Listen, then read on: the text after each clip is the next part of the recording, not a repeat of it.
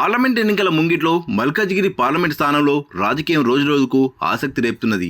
ఇది CM Revanth Reddy sitting స్థానం కావడం, కాంగ్రెస్ బీఆర్ఎస్ కంటే ముందే ఇక్కడ తమ బీజేపీ అభ్యర్థిగా మాజీ మంత్రి ఈటెల రాజేందర్ను ప్రకటించడంతో మల్కాజ్గిరి స్థానం ఇప్పుడు హాట్ టాపిక్గా మారింది. అనేక మంది పేర్లను పరిశీలించిన బీజేపీ అధిష్టానం చివరకు ఈటెల రాజేందర్ వైపే మొగ్గు చూపింది.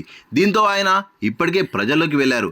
అయితే కాంగ్రెస్ బీఆర్ఎస్ పార్టీలు ఇంకా అభ్యర్థుల వేటలోనే తలమునకలు కావడం చర్చగా మారింది. ఈ క్రమంలోనే ఇక్కడ ఈటెలకు పోటీనే లేదా అనే చర్చ సాగుతుంది. ఇక బీఆర్ఎస్ నుండి మాజీ మంత్రి మల్లారెడ్డి కుమారుడు భద్రారెడ్డి పోటీ చేస్తారని అంతా భావించిన మల్లారెడ్డి అల్లుడు రాజశేఖర రెడ్డి కాలేజీల కూల్చివేత ఘటనలతో అనూహ్యంగా మల్లారెడ్డి కుటుంబం పోటీ నుండి వెనకడుగు వేసిందనే టాక్ వినిపిస్తుంది. పోటీ చేయమంటూ మల్లారెడ్డి స్వయంగా కేటీఆర్తో చెప్పినట్టు తెలుస్తోంది. దీంతో గులాబీ బాస్ మరో అభ్యర్థి వేట ప్రారంభించినట్టు ప్రచారం వినిపిస్తుంది. ఈటెలకు సరితూగే అభ్యర్థి కోసం ప్రయత్నాలు కొనసాగిస్తున్నట్టు సమాచారం.